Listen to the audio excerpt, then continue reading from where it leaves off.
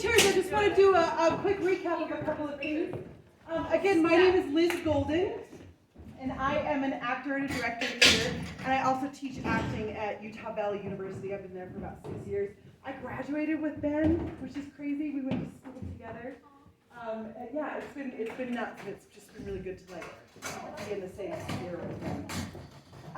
So what I'm here to do today is to kind of build on the theatrical intimacy stuff that we did. Gosh, has it been? Last semester. It was last semester. Yeah, that's right. So when I came last semester, we talked about the basic best practices of theatrical intimacy. And remember, I just want to remind you that this kind of education, theatrical intimacy education, is meant to empower the most vulnerable in a rehearsal room.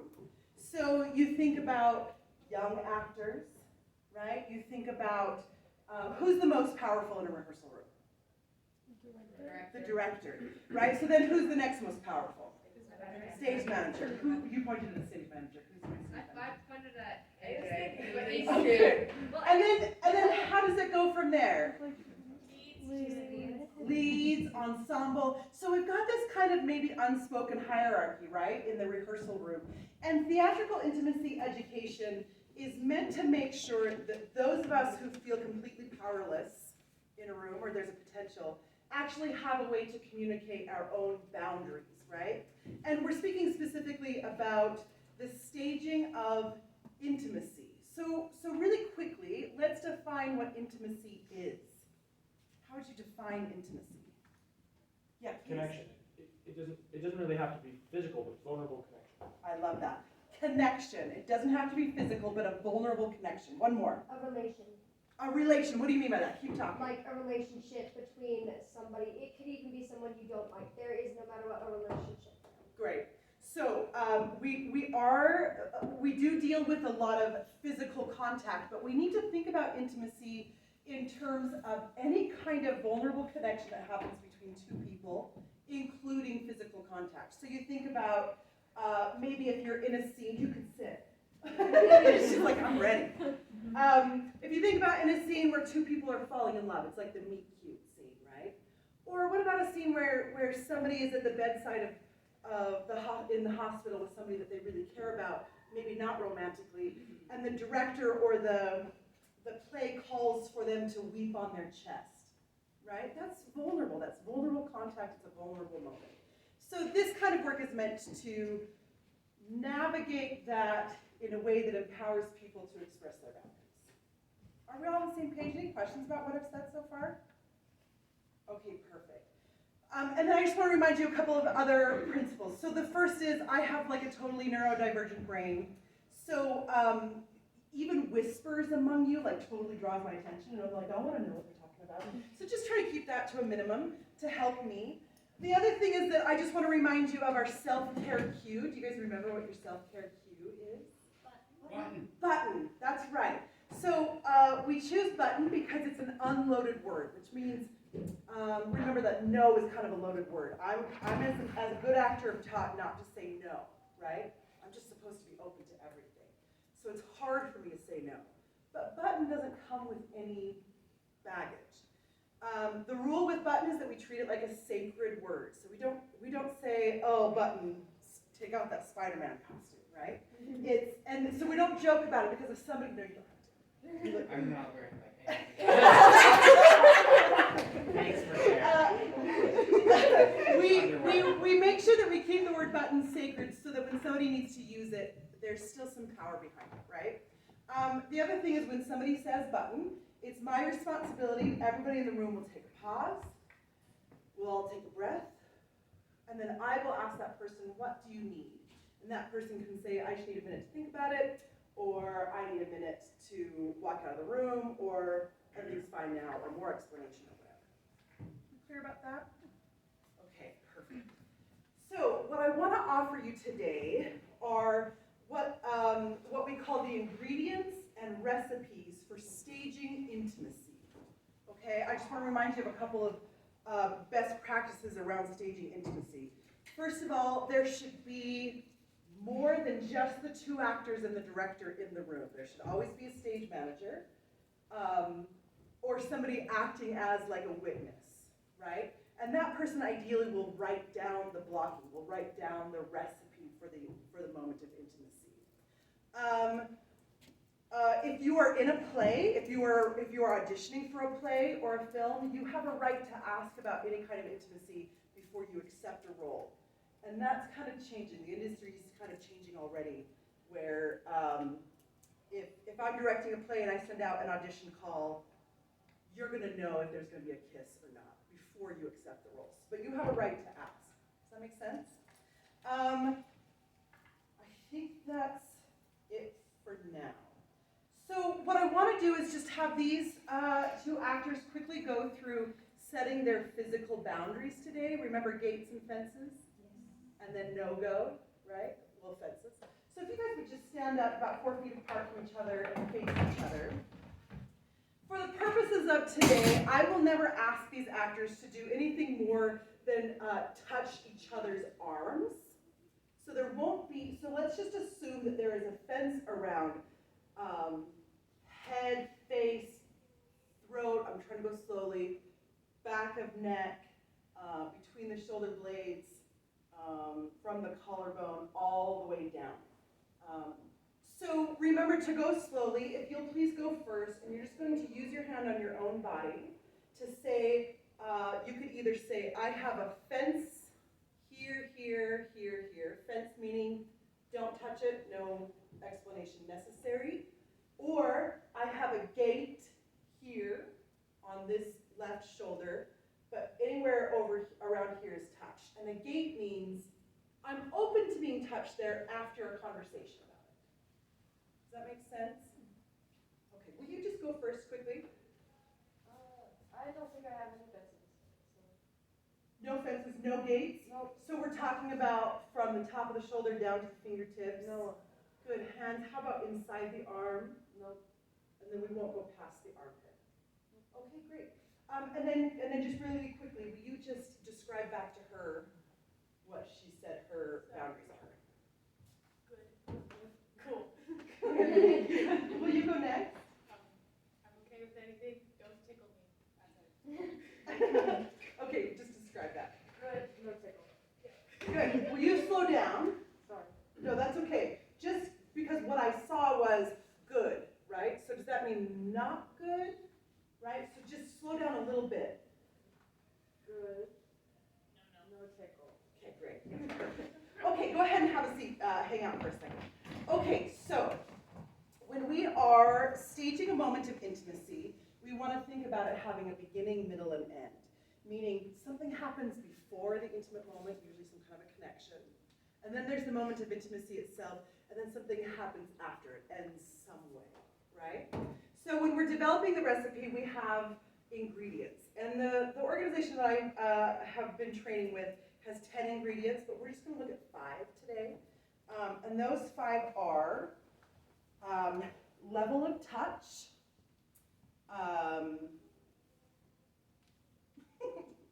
level of touch, tempo and counts, eye contact. Oh man, why am I forgetting them? Sorry, they'll come to me as we work on them. Level of touch, eye contact, tempo and beat. They'll come to me. Oh, opening and closing the distance. So let's start with that one.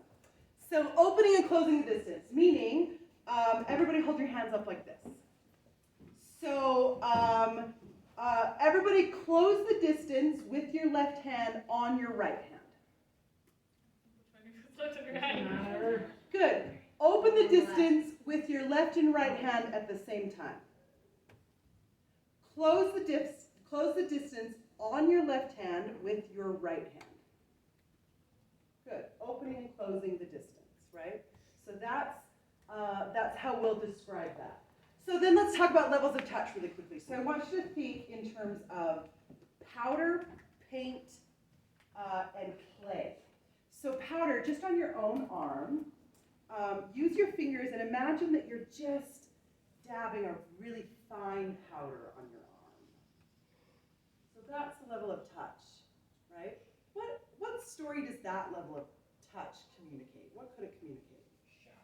Shy, cautious, tender, disgust. Say one more. Pain. Yeah, there's some pain there. See how it can describe so many different things. Okay, so then the next one I want you to think into your muscle. Oh, I'm so sorry. Yeah, think into your muscle, but imagine that you're painting on your arm. There's paint on this hand, you're painting on your arm. What does that communicate? Say it again. What story might that communicate? They're comfortable around each other. Comfortable, familiarity, curious. I like that one. A little more aggressive. Okay. So that's paint. So we've got powder and paint, and now I want you to think clay, right? Or bone. So what story might this communicate to an audience? Anger. Icky. Aggressive. Massage. Massage. Firm. Right? Okay, so that's level of touch. And then we've got tempo and counts, or tempo and beats. And that's just the pace at which we're going to open and close the distance, or how long something is going to last. Okay? And then we have eye contact, we'll get to that. And then I remember the fifth one. It's shape. Okay? So let's just demonstrate really quickly. Will you guys just stand up about 6 feet from each other? Hey, yo, flashbacks. Yeah. Let me pause really quickly and see if there are any questions, curiosities. Okay, if at any time you just raise your hand or holler out, I'm happy to Sorry, answer questions. quick No question. problem. So, apologies, I know this is not all intimacy is, but I have a friend who had to do a kissing scene for a play, first kiss type thing. Anyway, how long does staging one with this method, which I prefer, take? How long does it take? How long would it take a choreographer to choreograph the moment? Yes, but with all of these things, with all of the gates and the fences. Yeah, that's a really good question. So I try to plan on something like 15 minutes a page. Okay. So, and that will include, so maybe Tara calls me and says, I have a moment of intimacy that takes place over 2 pages. So I would say, okay, it's going to take me about an hour to do that. And that will include taking actors through gates and fences and establishing some rules. Okay. Does that feel okay? Yeah. Some people who are a lot better than me, it's like 4 or 5 minutes. If I've had the script for a really long time, I can do it over the phone. And then, but also like, take the time it takes. That's a really good, thank you for asking that question, because that reminds me that the reason that I'm doing this is because I want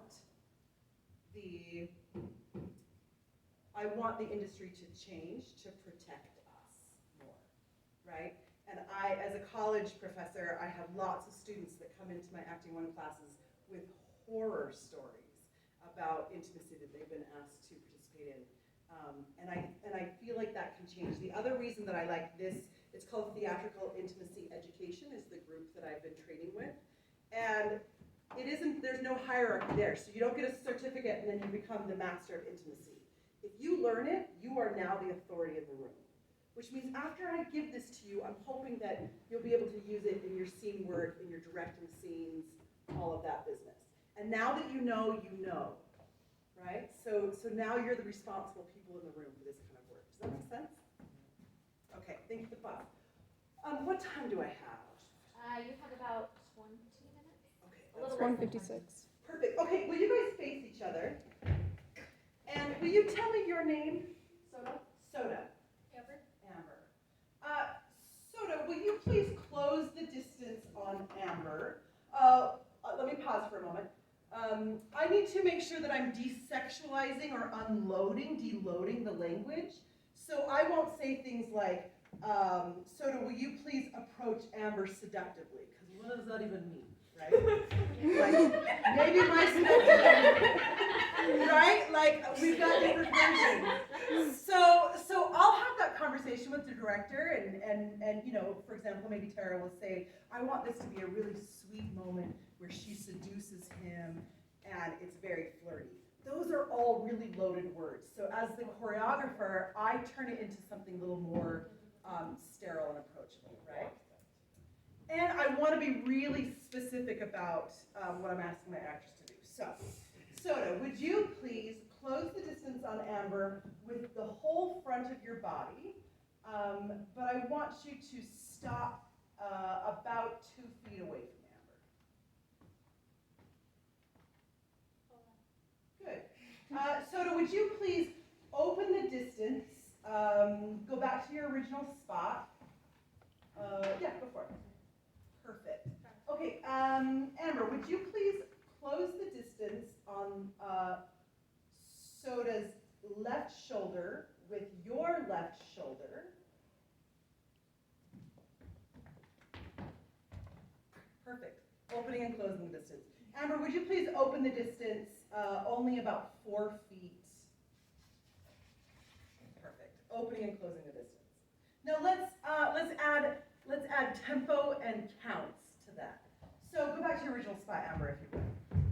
Okay, Amber, would you please close the distance halfway with the full front of your body on the full front of Soda's body? Hold 1 moment. Come back. I'm going to add tempo and counts. So I want you to close the distance halfway on a count of maybe 3 seconds. Let's see what 3 seconds does. And then when you get to your spot, I want you to sustain that for 3 seconds and then sit down in that chair. Does that make sense? Close the distance. That chair's fine. Close the distance halfway on a count of 3. Sustain the pause for a count of 3, and then sit down in the chair. Ready, go.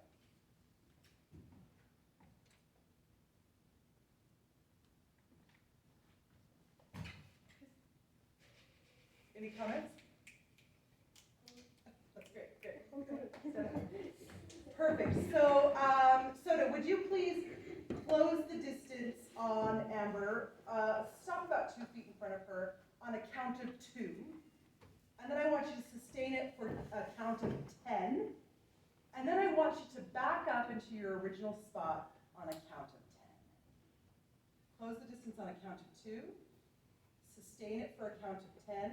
Open on a count of 10. Go ahead.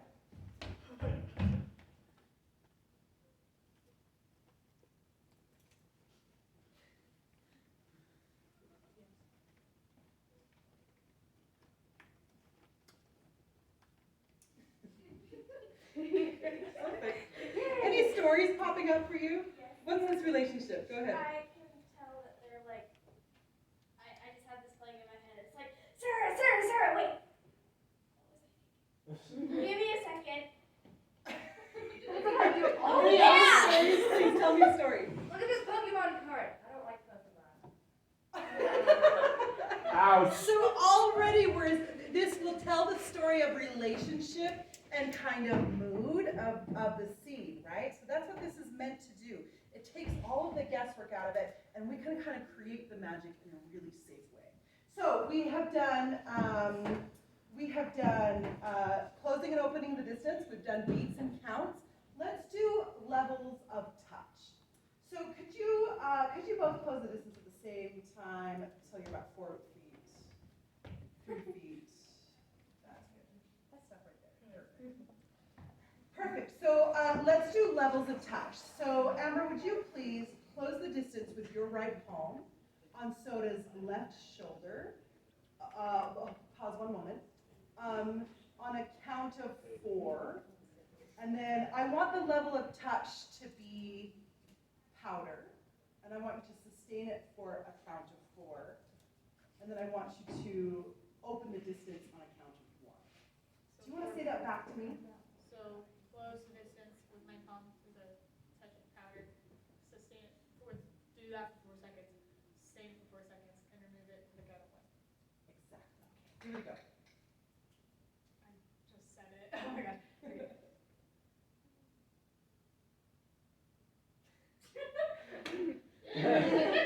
What's that story?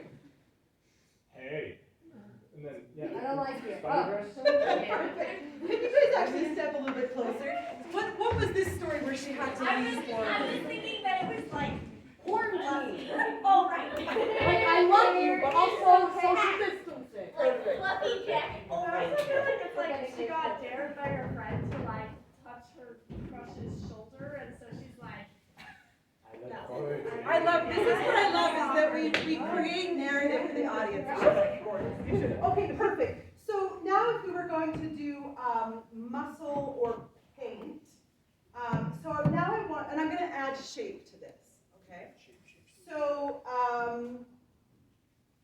actually, I'll add shape in a moment. I want, Amber, could you please close the distance with your right palm on Soda's left shoulder? On a count of 2, I want the touch to be sustained for a count of 6, and then I want you to remove it on a count of 6. And I want the touch to be paint or muscle level. So what were the counts again? Perfect, thanks for asking. You always have to ask for clarity. Close the distance on your palm to her shoulder on a count of 2. Sustain for 6. Remove for 6.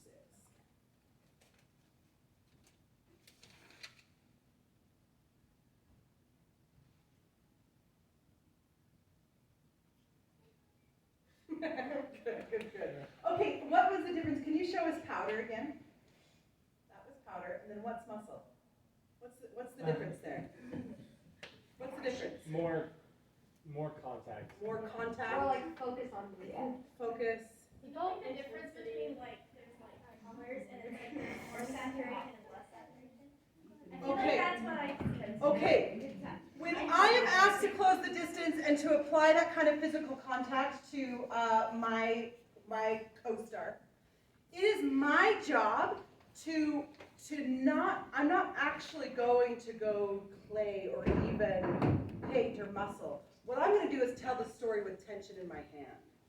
So can you, with your own arm, do a powder level touch, but tell me the story of clay or bone with tension in the hand.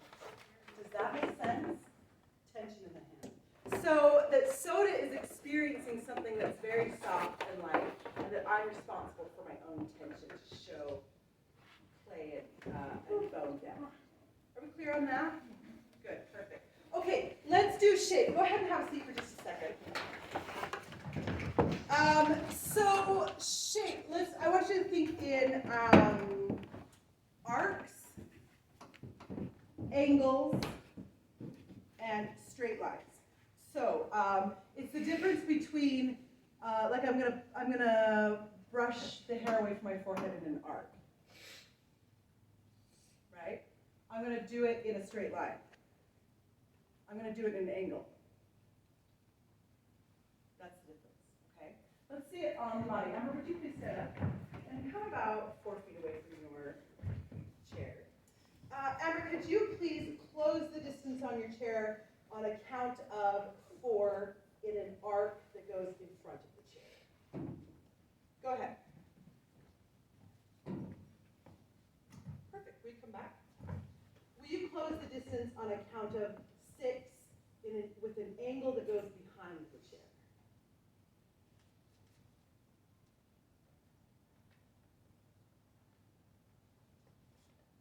Good. Come on back. Will you close the distance on your chair with on a count of 3 in a straight line? Yeah. So that's the difference. Okay, go ahead and have a seat. So now let's talk about eye contact. So go ahead and both of you stand up. And I'm going to have Soda go first, and then I'll have Amber go second. Just stand about 6 feet away from your chair.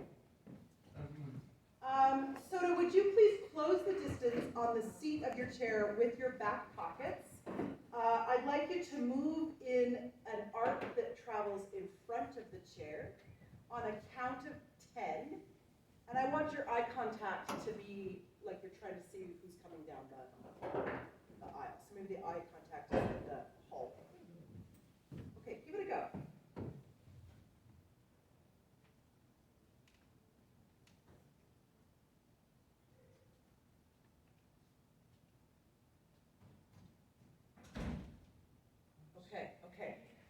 Amber, could you please close the distance on your chair on a count of 10 in a straight line? I want you to close the distance on the seat of your chair with the pockets of your, with your back pockets.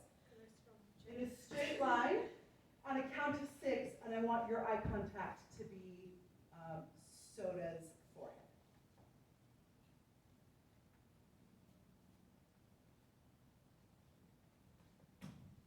Oh. Good, okay.